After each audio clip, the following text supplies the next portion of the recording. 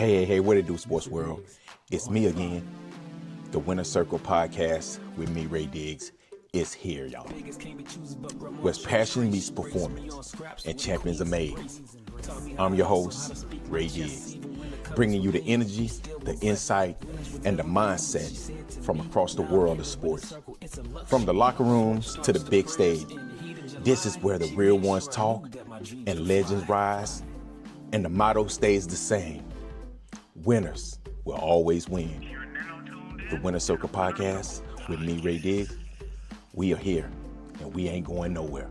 Make sure y'all tune in because we're about to go live now. Peace.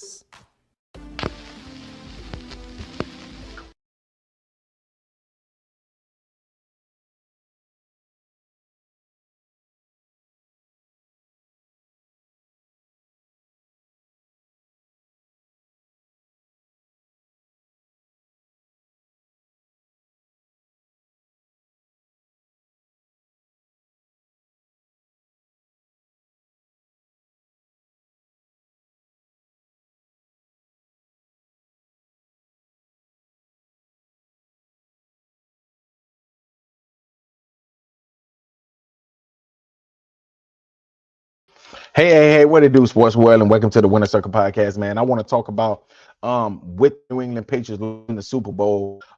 Is this the beginning, or is this what Cam Newton would say is fool's gold? Hey, listen, man, before I get started, make sure y'all hit the like button, the subscribe button, and also the share button. And make sure y'all give me your feedback on what you all think about this segment. But yeah, man, let's talk about this, man. Do you all feel that this right here is the beginning of something for the New England Patriots, or was this right here just a fool's goal? A team that was pretty blessed off a weak strength of schedule. I feel like this right here, and this right here is just my opinion. I feel like this right here is the beginning of something that the New England Patriots can build off of. Yes, next season is going to be way more difficult than this season. But I feel like next season, a lot of people is going to know that this New England Patriot team is built. This is a really good football team. But I will say this right here.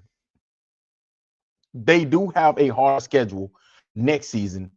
They have one of the hardest schedules in the NFL next season. So I expect for I do expect for this. I expect for this right here to be a very hard season for Mike Vrabel and the New England Patriots. You know, Josh McDaniels. I expect for this right here to be a very tough season for them. But I will say this right here as well. This season right here can pretty much solidify New England Patriots that they are back next season. Can solidify this. Now, because the Patriots won the AFC East in 2025, the 2026 schedule include many division moves. If y'all don't know, if you win your division, that means you're going to play against a lot of teams that's like won their division. So they'll play against the Kansas City. Well, I mean, they'll play against the Kansas City Chiefs. They'll play against the Green Bay Packers, the Detroit Lions, a lot of these high-end teams over there in the NFC. They play against the Chicago Bears. They will play against the let's see. They play against the Denver Broncos.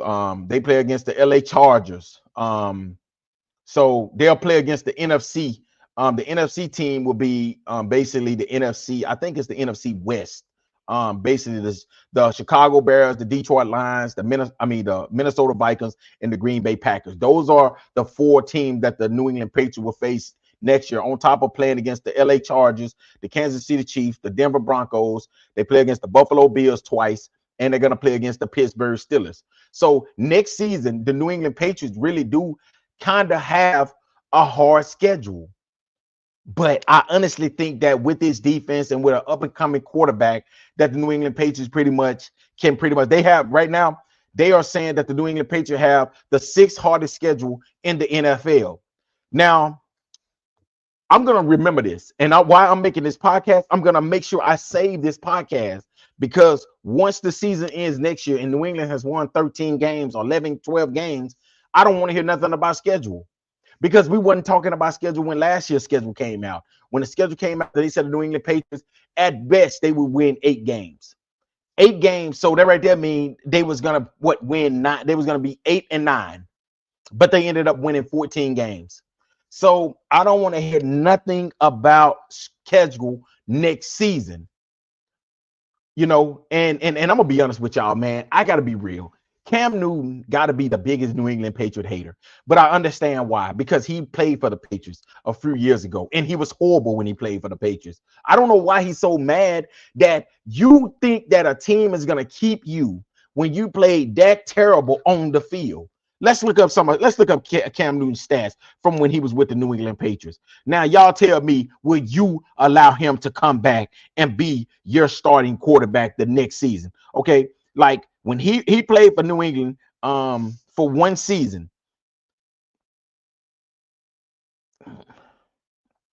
Let's see. So Cam Newton played for the New England Patriots in 2020. He played 15 games. He was 78. He threw for 2,600 yards. He was 65. He had 65 completion rate. And he had 8 touchdowns and 10 interceptions. Tell me, is you going to allow that right there to come back and be a part of your team the next season? So I don't understand why he keep, always, Cam Newton said that the New England Patriots was not a top 8 team in the he said they wasn't a top 8 team in the AFC. Now we're talking about a team that just went to the Super Bowl, that just played in the Super Bowl with a young 23, just turned 23-year-old quarterback, a really good head coach in Mike Vrabel. Then you have a hell of an offensive coordinator in Josh McDaniels. Okay, you got a stout defense led by cornerback Christian Gonzalez, which is he probably a top 3 cornerback in this league. And you're gonna tell me that they ain't a top 8 team? A top 8 team in the AFC. Okay, he named the team that he named the Bengals. He said that the Cincinnati Bengals was better than the New England Patriots. Make that make sense. Now, if you want to say Buffalo is better than them, if you want to say Jacksonville Jaguars, okay, cool. If you even want to say, even though they just stomped out, which the Houston Texans and the LA Chargers, which he said both of those teams was better than them, okay, cool. If you want to say that, but you want to say the Cincinnati Bengals, a team that you can score at least 40, 50 on them, if you just stop them 2 or 3 times, you're going to win the game. You're not going to tell me that the New England Patriots is not a top 8 team. And I'm going to go as far in the AFC to say that the Patriots are a top 5 team in the AFC. Let's be honest. Like, stop trying. This ain't got nothing to do with hate. This ain't got nothing to do with you being biased. The Patriots is clearly a top 5 team in the AFC. I would say that the Buffalo Bills, if you want to say the Buffalo Bills, Denver Broncos, the Jacksonville Jaguars, okay, if you want to say the LA Chargers, maybe you even want to throw the Baltimore Ravens, okay, but the New England Patriots is right there with those teams. The only team that I can honestly say, man, who the fuck is this dude, man? Get your ass on, man. Yeah, so I feel like why would you even say that the Patriots is not a top 8 team? I would say they're a top 5 team, period, in the AFC. Now, if you want to say NFL that they're not a top 8 team, cool. I'm cool with that. Okay, I'm cool with that. But you're not going to tell me and sit here and say that this right here is not a top 5 team in the AFC. But like I said before, when I look at the Patriots schedule next season, I can see them losing to the Denver Broncos, depending on how Bo Nix comes back. Maybe the Kansas City Chiefs. We just don't know. See, this is a bunch of maybes. So, okay, this is a lot of maybes. Maybe, okay, if Pat Mahomes come back and be the Pat Mahomes, okay, if Bo Nix come back and be Bo Nix. See, these are a bunch of maybes. Okay, if the LA Chargers have their 2 all-pro offensive linemen, okay, if they're back, if they're healthy, okay, the Chicago Bears, they keep getting better. If the Green Bay Packers, Michael Parsons is there, okay, if the Minnesota Vikings, if they find their quarterback, if the Detroit Lions, if they can just figure it out on the defensive side. Do you understand where I'm going with this? Do you understand how many maybes that is That is way too many maybes. And when I look at this schedule right here, I can just say this right here. I feel like it's about four, maybe five losses on this schedule. It's about 4 or 5 losses on this schedule. I think we beat Miami Dolphins twice. I think we beat the Jets twice. We're gonna beat the Raiders. Okay, we're gonna beat Pittsburgh. Okay, so that's what 2, 3. That's about 5. That's 5 wins right there. That's about 5 or 6 wins right there. So honestly, we probably need maybe 4 more wins. We probably and I think we'll beat Buffalo Bills once. I think we will beat them at least one time. Okay. And to be honest with you, I say we'll beat the Minnesota Vikings. Um, the Detroit Lions is a toss-up. Green Bay toss-up. Chicago Bears toss-up. And the rest of, like I said, the Patriots is really ahead of time right now. They're up ahead of what I expected them. I said in the next 3 years that this team right here would possibly be in the Super Bowl. I did not expect for them to be in the Super Bowl the first year of Mike Vrabel's tenure with the Patriots, but I think that his defense is going to be still going to be good. Okay, the offense is going to get better. The offensive line is going to get better. Okay, so when I look at this team, when I look at the trajectory of this team, I think that the New England Patriots can be just as good as they was this year, next year as well. With Drake May getting better, I think a year up on his belt now, he understands what a Super Bowl loss. I think that's gonna make him more hungrier. I think that this New England Patriots team, I don't think this is a full goal team. I think that this right here was a team that a lot of people try to use the record, use the schedule. Oh, yeah, schedule. Everybody play easy schedules every now and then. Hell, I remember one year the Kansas City Chiefs had one of the easy schedules. And guess what? They ended up making it to the Super Bowl. So why do we want to use this against the New England Patriots? Because one, I think that the New England Patriots is one of the most hated teams in the league. And that's why I think that a lot of people use the schedule thing as, oh yeah, this is the reason why they made it.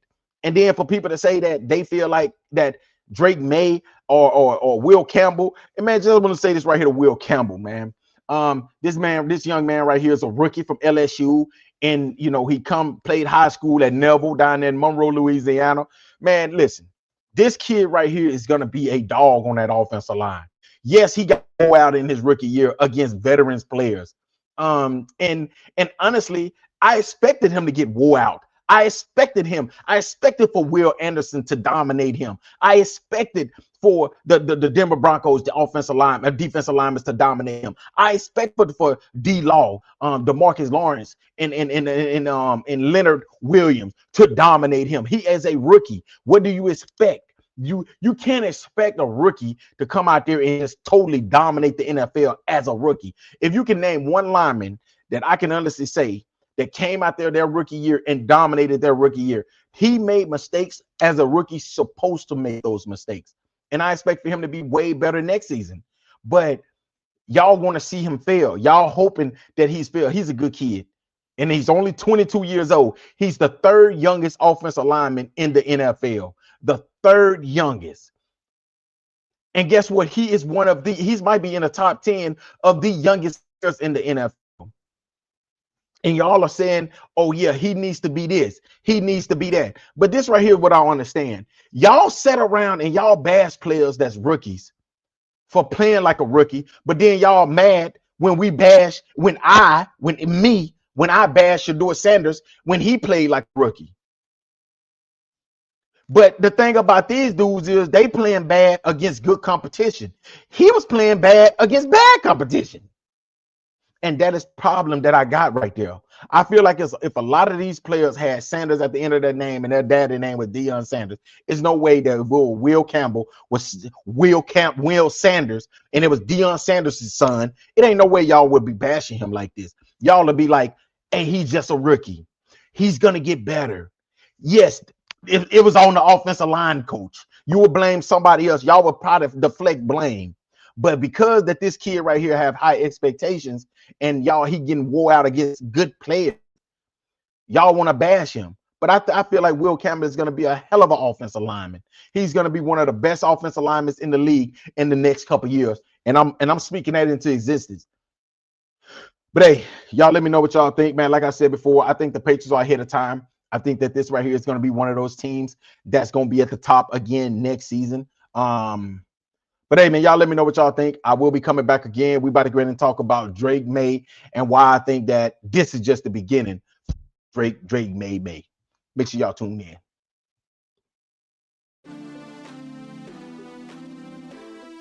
Mr. Diggs, we're on in 5. Vegas can't be choosers, but grandma chose Trace. She raised me on scraps.